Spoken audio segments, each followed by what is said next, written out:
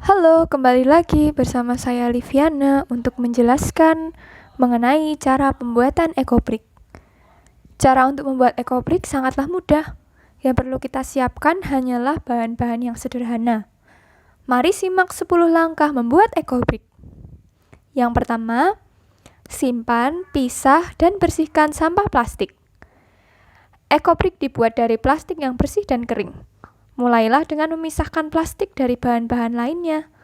Sampah plastik yang dimaksud bisa beragam jenisnya loh, mulai dari bungkus kopi, makanan ringan, hingga bungkus deterjen. Jika ada makanan, minyak, atau kotoran pada plastik, bersihkan terlebih dahulu. Plastik yang kotor dalam ekobrik akan menyebabkan pertumbuhan mikroba dan pembentukan metana dalam ekobrik Anda. Karena ekobrik sering digunakan untuk membuat perabot rumah, jangan sampai ekobrik Anda tidak sedap dipandang, botolnya menggembung, atau tutup botolnya terpental lepas. Memastikan plastiknya kering juga sama pentingnya. Plastik yang basah dan lembab juga akan menyebabkan pertumbuhan mikroba. Kedua, botol plastik.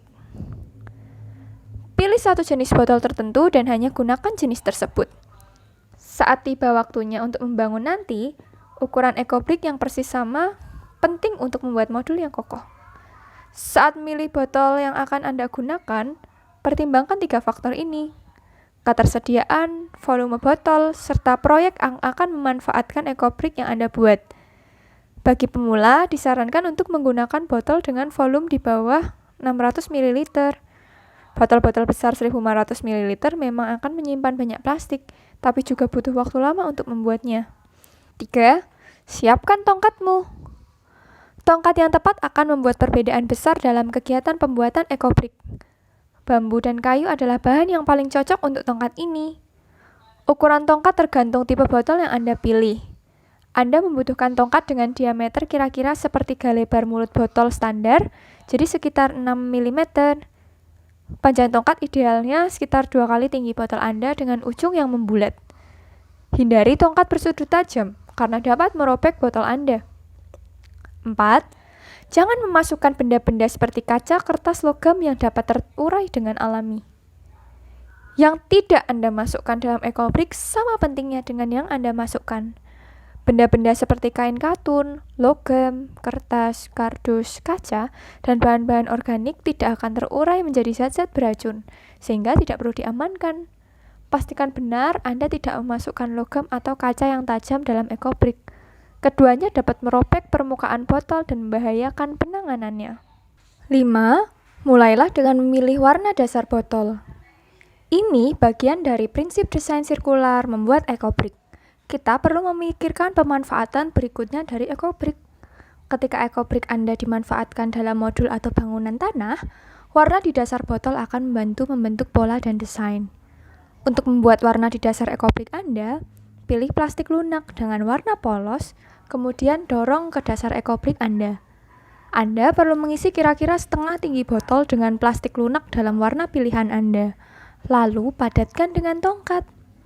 Jika botol Anda memiliki kaki atau lesung di dasarnya, pastikan Anda mengisinya hingga penuh dan padat. Begitu semua plastik lunak Anda sudah terpadatkan, isi bagian bawah botol hingga setinggi 1-2 cm. 6. Isi botol hingga padat dengan mencampur plastik ke dalamnya. Potong atau robek-robek plastik berukuran besar menjadi bagian-bagian kecil. Semakin kecil ukurannya, semakin padat hasilnya. Isi setengah tinggi botol dengan plastik, kemudian gunakan tongkat untuk mendorong plastik ke seluruh sisi botol. Terus dorong dan lakukan ini untuk seluruh sisi keliling botol. Setelah padat, tambahkan plastik lagi. Untuk memaksimalkan kerapatan, sebaiknya selang-seling isinya antara plastik lunak dan keras. Jika ini adalah ekobrik pertama Anda, timbang sesekali untuk memastikan Anda mencapai target berat minimum. Dalam beberapa kasus, walaupun jarang, ketika Anda menggunakan tongkat tajam, botol tipis, atau tenaga yang terlalu besar, ekobrik akan robek. Jika demikian, mulai lagi. Botol-botol yang robek tidak akan awet dan plastik dapat bocor keluar. Potong botolnya, keluarkan plastiknya, lalu mulai lagi. Plastik PET yang sudah dipotong atau rusak siap didaur ulang. 7. Timbang ekobrik untuk memastikan kualitasnya. GEA telah menentukan bahwa kerapatan minimum ekobrik yang perlu dicapai adalah 0,33 gram per mililiter untuk dapat dinyatakan lolos. Ini artinya botol berukuran 600 ml akan memiliki berat minimum 200 gram, sementara botol 1500 ml akan memiliki berat minimum 500 gram. Mewajibkan kerapatan minimum pada pembuatan ekobrik itu penting untuk memastikan ekobrik yang dihasilkan berkualitas. Ekobrik yang kerapatannya di bawah 0,33 gram per mililiter terlalu lembek untuk dimanfaatkan sebagai modul dan tidak ideal untuk bangunan. Ekobrik berkerapatan rendah juga rentan terbakar karena masih mengandung kantong-kantong udara. 8. Tutup dan catat. Setelah ekobrik memenuhi standar kualitas, kita perlu menutupnya.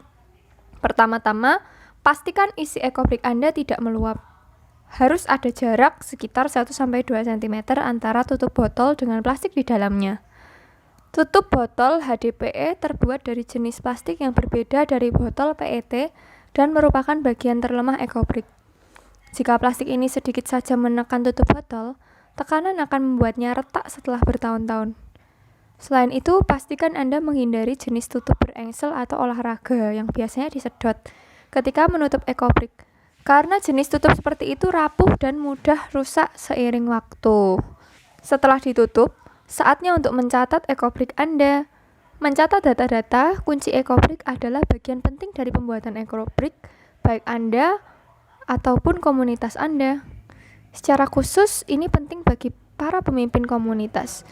Anda dapat menggunakan lembar catatan, tabel, atau aplikasi Gobrik untuk mencatat data-data seperti nama pembuat ekobrik, berat akhir ekobrik, tanggal dan tahun pembuatan ekobrik, proyek tujuan, dan nomor seri yang dikeluarkan oleh aplikasi Gobrik.